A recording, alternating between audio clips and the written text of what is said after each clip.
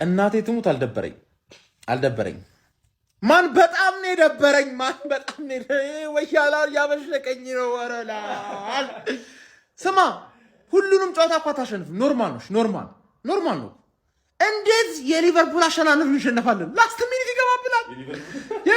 እኛ ያለ ይኸውልህ ባጃሺልና ቶሲን አደረቢዮን ይዘን የገባው በቤንች ተከላካዮቻችን ገባህ? አስቶን ቪላ ምርጥ ቡድን እኮ ነው። ስንቶቻችሁ ናችሁ አስቶን ቪላ የምትችሉት?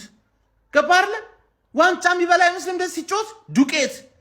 ባክ ቱ ስኩዌር ዋን ፈታ እኮ ነው። በቃ አሁን ውርዛም ጃንዋሪ ላይ የነበረውን ጃንዋሪ መጨረሻ ላይ እናነሳዋለን ዋንጫውን። ኖርማል እኮ ነው። አልደበረኝም። ምንም ነው ያልደበረኝ። በጣም ነው የደበረኝ። በጣም የደበረኝ ደግሞ 19 ቡድን ይደግፋል ሰው። 19 ቡድን ዝም በል እስቲ። 19 ቡድን ይደግፋል ሰው። ኖርማል ነው። ሁሉንም ጨዋታ አታሸንፍ። ሁሉንም ጨዋታ ማሸነፍ እኮ አይቻልም። ገባህ አይደል? በቃ ዛሬ ለጥቅማችን ስንል ፈላው ላይ እንቋጥርበታለን። ምንም ማድረግ አይቻልም። ባክቱ መቋጠር 10 ጨዋታዎች ምናምን ነገር የነበሩ ጊዜ የምትቋጥርበት አቆጣጠር አለ። እንደዚህ አይነት አቆጣጠር ነው ዛሬ የሚቆጥረው። ቆልፈ ጀለስካ ወያላ ስለሆነ ለማን ሲቲ ደግሞ ሲደግፍ ታየዋል። ሁለተኛ ቡድን ማን ሲቲ ነው ይላል። ቅድም ሁለተኛ ቡድን አስቶን ቪላ ነበር። ምን እየተሰማኝ እንደሆነ እንኳን ምንም ሊገባኝ አልቻለም። እጄን ይሞቀኛል፣ እግሬን ይቀዘቅዘኛል። እንደው አስቶን ቪላ ይችላል። እውነቱን ለመናገር ብናሸንፍ እንኳን በቻንስ ነው ያሸነፍነው ብዬ ነበር ማምነው። አጋጣሚ ሆኖ ባለቀ ሰዓት ገብቶብን ምድረ ኩክንያም ራይስ እኔ አንተ ሌሎቹ እንዲህ ሲሸነፉ እንዲህ ነው የሚያብዱ። አንድ ነገር እንደው የትርፌ ደጋፊዎች መጠየቅ እፈልጋለሁ። እንዴት ነው የቻላችሁት? ሽንፈት እኛ አንዴ ብንቀምስ እንደዚህ ያንጨረጨረ እናንተ በተከታታይ እንደው ዲሽቃ መሰል ታታታታ ተደርጋችሁ ስትመጡ ያዘንኩላችሁ። የዛሬው ደግሞ የኛ የሚብሰው እንደው ከአንድ ጎል ካገባው ውጪ ሌሎቹ ነፍጭለው ጭራሽ የቤተ ተመልካቹ ነው ቁጭ ብሏል እኮ እንዴ። ነጥባችንን እናስጠብቀን መውጣት እየቻልን አንድ ጎል ባለቀ ሰዓት በስቶፔጅ ታይም በ94ኛው ደቂቃ ገብቶብን ጨዋታው አልቋል። እንደኔ ዛሬ የአርሰናል ደጋፊ የተቃጠለም አለ ብዬ አላስብም። እኔ ውስጤ ነዷል። ለማንኛውም ፎሎ፣ ሪፖስት እና ኮፒ ሊንክ ማድረጋችሁን እንዳትረሱ። እስቲ ቀጣዩን ጊዜ ምን እንደምንሆን እናያታለን። እንዳለ እንደ ኮርማ አስቀጥቅጠን እናስቀምጣቸው እንደሆነ አናውቅም። አባት አስቶን ቪላ ማለት ይሄ ነው እኮ። አለቀ እኮ። አባት አስቶን ቪላ በየአመቱ ዋንጫ ስታለም ስታስብ ፊት ለፊት ዱቅ ብሎ ይጠብቃል። አስቶን ቪላ ፈንደድ ያለሽ አንቺ ደግሞ ፈንደድ ለጠፍ አርጎ ወጥቷል። አቻ ብትወጣ ልክ እንደ 3 ነጥብ ነበር። የእውነት አቻ ይዞ አርሰናል ቢወጣ ልክ እንደ 3 ነጥብ ነበር መቆጠር ያለበት። አስቶን ቪላ በጣም ከባድ ነው። በተለይ ለአርሰናል አገኘ ማለት አርሰናል አፈንዳጅ ነው እንዴ። ሁሌ ለዋንጫ ስታስብ ፈንደድ ያለሽ አስቶን ቪላ ጋር ዛሬ ሲቲ ከሰንደርላንድ ጋር አለው። ሰንደርላንድ ጥሩ ቲም ነው። ቢያንስ አንድ ነጥብ ይጥላል ተስፋ ታደርጋለህ እንጂ ሲቲ እየተከተለ ነው። ሊቨርፑልም ተስፋ አለው መሰለኝ። ይሄ ነገር ይገማ ዲፌንስ ሳሊባና ጋብሪኤል አለቀ። ማንም የተካቸው ማንም ሄንካፒዮንክ ማንም ማስከ አንንም የተካቸው ጋብሪኤልና ሳሊባ የማይተኩ ናቸው። ቪላዬ ክበሩልኝ። ድሮም ሻምፒዮንስ የበላ ቡድን እኮ ያስታውቃል። መጠጥ ያለ ነው። ሻምፒዮንስ የበላ ቡድን መጠጥ ያለ ነው። እጅን ወያኔ ተቀበሉልኝ፣ ወያኔ ትንገረፉልኝ። የኔ አባት ክበሩልኝ። እውነቶት በዛብኝ። ግን ይካቻም ነው አለ ገና ዘንድሮ ሌላ ይኸው የዋንጫ መደርደሪያ የአማሮትን ቻምፒዮንስ ፕሪሚየር ሊግ የአማሮትን ይውሰዱና ይብሉ። ኧረ ክበሩልኝ። ኧረ ቪላ እንደው በምታምነው ይዣለሁ። ተወኝ። ኧረ ተወኝ። ውሃ አትበላው፣ ውሃ አታስበላ። እንዲህ ችግር ምንድነው? ቆይ ኧረ በኪዳነ ምሕረት ችግር ምንድነው? እኔ ፕሪሚየር ሊግ በመጣ ቁጥር አዲስ አበባ በመጣ ቁጥር አንተ መበቀል ለያዝ ወይስ ዋንጫ መብላት ለያዝ? እኔ ችግር ምንድነው ከኔ ጋር አለ እንዴ? እኔ ካንተ ጋር ልመላለስ ወይስ አመት ቁጥር ይልበስ? ኧረ ተወኝ፣ ስለ መድኃኒዓለም ተወኝ። ኧረ ተወኝ። እንደው አንዴ መሰለ የተከላካይ ስኳድ ዲፕ ያለው ቤንች ላይ ስኬሊ ማይታው። ኧረ በስመ አብ ከጉዳቱ አልሆነን ከውጤቱ አልሆነን። ኧረ ቪላ ተወኝ በቃ። የጃፓኗ ሯጭ ኢዝ ባክ ይላል። ምን ብዬሽ ነበረ? ቪላ ቢላ እንደሚሆንብሽ ነግሬሽ ነበር። ቪላ በመጨረሻው ደቂቃ አንጀቴ ቅቤ ጠጣ፣ አንጀቴ ቅቤ ጠጣ። ቪላ አንተ ንጉሥ ነህ፣ አንተ ኃያል ነህ። መጨረሻ ላይ አረድሽ በ90+። ቡንዲያ ምን አይነት ተጫዋች ነህ? ምን አይነት ተጫዋች ነህ? አንቺ ሚዜ ሩጫሽ እስከዚህ እስከ አስቶን ቪላ ድረስ ነው። የአንቺ ሩጫ እስከ አስቶን ቪላ ድረስ ነው። ቪላ ይችላል።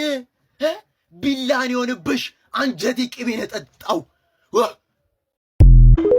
አረ ተቃጠልኩኝ ወገር። አረ እኔ ነደድኩኝ ደግሞ ወዴት ሄጄ እኔ ወይ ብዬ ወጣልኝ ብዬ ማለት ምን አይነት አበሳ ነው በእናታችሁ። እኛ በቃ በየጊዜው ይሄ ቪላ የሚሉት ነገር ምን አይነት ሸቃባ የሆነ ቡድን ነው እናንተ። ሸቃባ ራሱ እኮ አይገልጸውም። ኡናይ ኤምሪ ቆይ ምን አደረግ ነው? እኛ አባረር ነው እንጂ አንፈልግም። በቃ እኛን አትመጥንም። ለአሁኑ በቃ የተሻለ የሆነ ፕሮግረስ ማሳየት እንፈልጋለን። ዞር በልልናል ነው። አንተ በጣም ብዙ እንቅፋት የሆነ ሰው አይተህ ሊሆን ይችላል። አንበሳው ይሁን እንደ ኡናይ ኤምሪ ግን እንቅፋት የሆነብን እኛ ላይ የለም። በእውነት በግለሰብም በክለብም ደረጃ ቪላ እንደኛ እንቅፋት የሆነበት የለም። ምን አይነት ደካማ ቡድን ያሳየ ነው ዛሬ። ምን አይነት ማን ዴቪድ ራያ ዛሬ ቆንጆ ሎጬ በልቷል። በዛውም ልክ ደግሞ ቆንጆ ኳሶችን አትርፏል። ለማንኛውም ግን ተሰጥቶናል፣ መቀበል አለብን። አሚን ብለን ነው መቀበል ያለብን። ማን ተሰጠን፣ ገባልን። ምን አይነት አበሳ ነው በእናታችሁ። እኔ ራሴ ምን ላደርግ መጣሁ? በዛው እንደጠፋው ብቀርስ ምን አይነት ነገር። ከዛ የተሻለ ነገር አልጠብቅም ነበር። አስተላለፉን ሳየው ነጥብ እንደምንጥል ወይም እንደምንሸነፍ አውቀ ነበር ማለት ነው። አሁን ሰንደርላንድ የሆነ ነገር እንዲያደርግ ብቻ ነው የምፈልገው ማለት ነው። ብርድ እያለኝ ነው። ሁሌም ስንሸነፍና ነጥብ ስንጥል ሳንችል ቀርተን አይደለም፣ እየቻልን ነው። ሁሌም እየቻልን ማድረግ ባለመቻላችን ብቻ ነው የምንሸነፈውና ነጥብ የምንጥለው።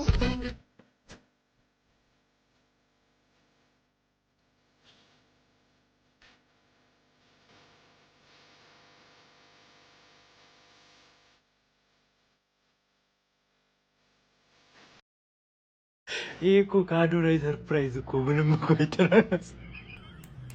አዶናይ ይሄ ነው ሰርፕራይዙ በለን።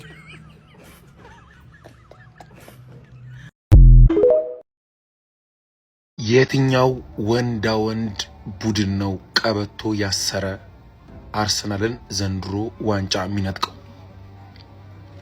በመጀመሪያ ቪላን አድንቀን ቪዲዮአችንን እንጀምራለን። በሁለተኛ ደረጃ ማለት ነው ሚኬል አርቴታ ከአመት ዓመት ከስተቱ የማይማር ኮች ነው።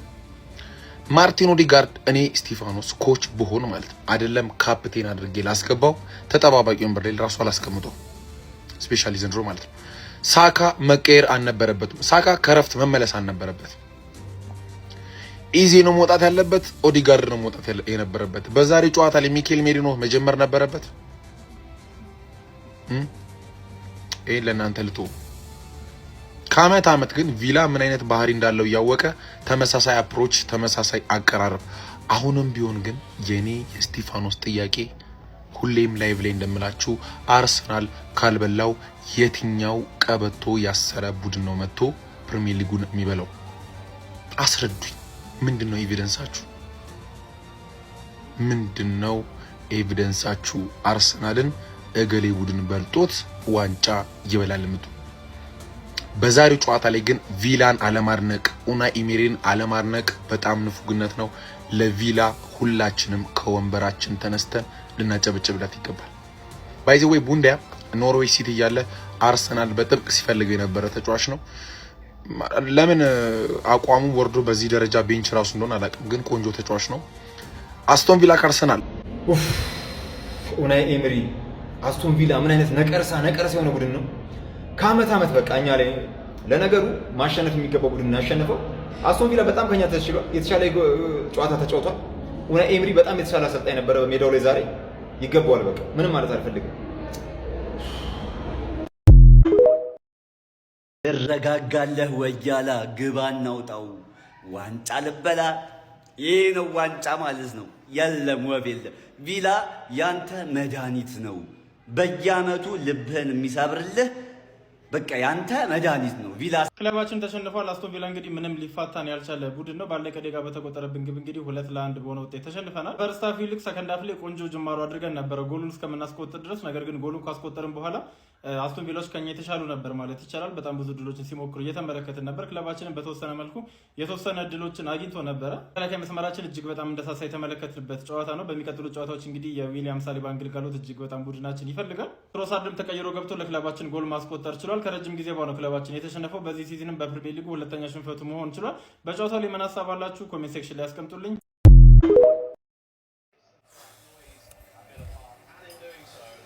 ቢስሚላህ ቢስሚላህ ቢስሚላህ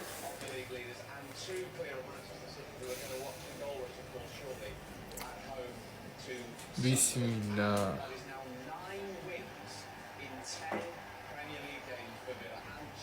ተቃጠልኩ። ምንድነው ይሄ ቡድን ከኛ የሚፈልገው? ምንድነው ይሄ ቡድን ከኛ የሚፈልገው? ምንድነው የሚፈልገው? ምንድነው ከኛ የሚፈልገው?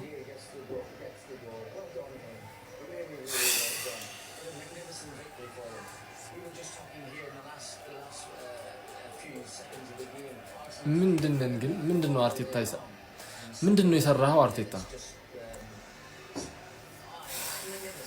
ተቃጠልኩ እኔ። ኧረ ቢስሚላህ ዘንድሮም እንደዚህ ነው። ዘንድሮም እንዲሁ ነው። የዘንድሮ ፕሪሚየር ሊግ ላይ ኡናይ ኤምሬ አልላቀቅም አለ። ብዙዎቹ አርሰናል ደጋፊዎች ከጥንትም ነው ኤምሬ ውስጠ ወይራ ነው ይላሉ። አዎ ነው ያራዳ ልጅ። አርሰናል ዋንጫ እንዳይበላ ከማይፈልጉ አሰልጣኞች አንዱ የሚመስለው ኤምሬ ነው። ቪላን በገጠሙ ቁጥር ጭንቀት ነው። ዛሬ ደግሞ በፕሪሚየር ሊጉ ለሁለተኛ ጊዜ 15ኛ ሳምንት ፕሪሚየር ሊግ ላይ ነን። ለሁለተኛ ጊዜ አንድ ሊቨርፑል አንድ አስቶን ቪላ ማለት ነው። ምንም ሊሰሟቸው አልቻሉም ነው። ዛሬ ሙሉ 11ዱም የሚገርሙ ነበሩ አራዳ ልጆች። ምን አይነት ጌም ነው! በጣም የሚያስብል ጌም ነው የተመለከትነው። ሀሳብ አስተያየት ኮሜንት ላይ የፕላስ ምልክቱ የእናንተ ነው። አርሰናል ፌርማታው ላይ ቆሟል።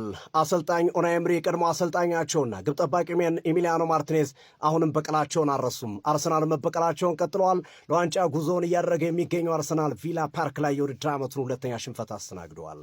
አስቶን ቪላዎች በመጀመሪያው አጋማሽ ውብ ጎል በማስቆጠር በማቲካሽ ጎል 1-0 የመሩ ሲሆን አርሰናሎች በሁለተኛው አጋማሽ ተነቃቅተው መጥተው ባደረጓቸው ቅያሬዎች ውጤት አመጣው ሊያንድሮ ትሮሳርድ ያቻነቱን ጎል አስቆጥረው ዳኛው ፊሽካ ለመንፋት እጅና አፋቸውን ለማገናኘት በተዘጋጁበት ሰዓት ላይ ኤሚሊያኖ ቡንዲያ አርሰናልን የተከላካይ መስመር አርመስምሶ ኳስና መረብን በማገናኘት አርሰናሎችን ቅስማቸውን ሰብሯቸዋል። በጨዋታውም ኤሚሊያኖ ቡንዲያ አስደናቂ ብቃቱን ተቀይሮ ገብቶ በማሳየትና በማስቆጠር ለአስቶን ቪላ 3 ነጥብ አስገኝቶላቸዋል። የኡናይ ኤምሪ በቀል በአርሰናል ላይም ቀጥሎ የተመለከትንበት ጨዋታ ሆኖ አይተነዋል። ይህንን ተከትሎ አርሰናል የነበረውን የ5 ነጥብ ልዩነት ሲቲ በቀጣይ ጨዋታ ወይም ከጥቂት ደቂቃዎች በኋላ የሚጀምረው ጨዋታ ካሸነፈ ወደ 2 የሚያጠበው ሲሆን አስቶን ቪላ ደግሞ አሁን ባለበት ሁኔታ ልዩነታቸው ወደ 3 አጥቦ አስቶን ቪላ ሁለተኛ ደረጃ ላይ ተቀምጧል። ወደ ዋንጫ ፉክክሩን በቀጥታ ኡናይ ኤምሪ ገብተዋል። ልዩነታቸው ወደ 3 አጥበዋል። በቀጣይ ደግሞ ሲቲ ሰንደርላንድን ማሸነፍ ከቻለ የማንቸስተር ሲቲና የአርሰናል ልዩነት ወደ 2 ሊጠብ ይችላል።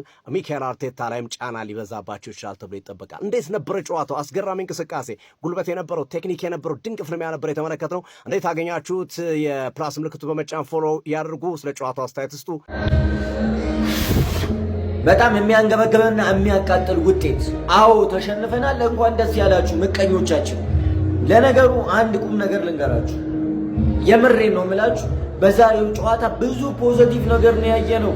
ያ ሁላ ጉዳት ያለበት ቡድን እኮ አይደለም አርሰናል የሚመስለው። ያውን ቪላ ፓርክ ላይ የተጫወተ በስነ ስርዓቱ እስከ መጨረሻው ሰዓት ታግለናል። የመጨረሻዋ ሰዓት ለእኛ ስላልሆነች እንጂ አለቀ። ተሸንፈናል። መተግል እንዳታወራኝ። አሁንም እስቲል የፕሪሚየር ሊጉ ቶፕ ላይ ያለሁት እኔ አርሰናል እባላለሁ። ለማንኛውም ኦዲያችን ተመልሳለች። ጥሩ ነገር ስታሳየን ነበረ። ያ ማርቲኔዝ ቢባል እብዲውን ጂን ማይታወቅ ጀግና በረኛ አዛረጋት እንጂ ሳካም ጥሩ ነበር። ሁሉም እያንዳንዱ ነገር ሜዳው ላይ የነበረው ነገር ጥሩ ነበረ። ሂንካፔ አጨብጭቤልሃለሁ። አስቶን ቪላ ግን ይችላል። ተሸንፈናል ሁላን ግን እስቲል ቶፕ ኦፍ ከአርሰናል 1 አስቶን ቪላ 2 የተረዳናቸው 5 ነገሮች። የመጀመሪያው እንግዲህ ይሄ ጠላታችን ቀምሮልን የገባው ጨዋታውን መጀመሪያ በ5 ሚድፊልዶች ነበር የነበረው መቋጠር ስለፈለገ ሚድፊልዱን ያ ነገር ሰርቶልን ነበር ፈርስት ሃፍ ላይ። ሰከንድ ሃፍ ላይ ደግሞ መልሰን ጨዋታውን መቋጠር ስንጀምር ሚድፊልድ የነበሩትን ሁለት ተጫዋቾች አስወጥቶ ምን አስገባ? ክንፍ ተጫዋቾችን አስገባና ደግሞ ሌላ ሩት መፈለግ ጀመረ። ከቤንችም እንዳስነሳቸው ተከላካዮች አልነበሩንም። ከዛ በኋላ ፔሳቸው ሲበልጠን መልሰን ኳሱን ተበለጥን ማለት ነው እና ማስተር ክላስ። ሁለተኛ የተረዳነው ነገር ኢንካፔ ዛሬ በጣም አሪፍ ነበረ። እያንዳንዱን ኳስ ክሊር እያደረገ ነበር። ማድረግ ያለበትን ነገር በደንብ እየሰራ ነበረ። መጨረሻ ላይ እንግዲህ 90 ምናምን ደቂቃ ድረስ ተጫውቶ ያቺ ኳስ ከድካርም ጋር ከኮንሰንትሬሽን ችግር ጋር ምናምን ነገር የምታጋጥም ነገሩና እሷ ኳስ ዞራ መግባት በጣም ያስጠላል። ግን በጣም ፕሮሚሲንግ የሆነ ፐርፎርማንስ ነው ሲያሳይ የነበረው። ይመሽው። የተረዳነው ሶስተኛ ነገር ዛሬ ከክንፎቻችን ማግኘት የነበረን ግልጋሎት ምንም ያገኘን አልነበረም። ኤቬሬችም አሪፍ አልነበረችም፣ ቡካዮም አሪፍ አልነበረችም። ስፔሻሊ ኤዚ ሁለት ጊዜ ስካን አርጋ ካየችው በኋላ ድጋሜ ልጁን መተዋ እኔ ምን እንደሆነ አላውቅም። ሰከንድ አፍ ላይም ለዛ ነበር የቀየራት የነበረው። ቡካዮም ዛሬ ጥሩ አልነበረችም፣ ባጭሩ ጥሩ አልነበሩም ሁለቱም። አራተኛ የተረዳ ትሮሳርድ ቡናችን ውስጥ ያስፈልገናል። እሱ ተቀይሮ ገብቶ መልሶ ጉዳቱ ማስጨረስ ስላልቻለ ከጨዋታው ተቀይሮ ወጣ የነበረው። እሱ ከገባ በኋላ ቡድናችን በደንብ እየተጫወተ ነበረ፣ በደንብ እያጠቃን ነበረ። ጉዳቱ ምን ያክል እንዳስቸገረን በዛው ማየት ይቻላል። ግን ወንድ የሆነ ተጫዋች ነው፣ መልሶ ወደ ጨዋታው አስገብቶን ነበር። በዛው ፔስ ጨዋታው መቀጠል አልቻለም። መጨረሻዎቹ ደቂቃዎች ላይ በጣም ሚድፊልዳችን ከብዷቸው ነበር ጨዋታው። የተረዳነው የመጨረሻና አምስተኛ ነገር ቡባከር ካማራ ኢዘ ቦለር በጣም የሚገርም ፐርፎርማንስ ነው እያሳየ የነበረው። እኛም ብዙ ይሳተናቸው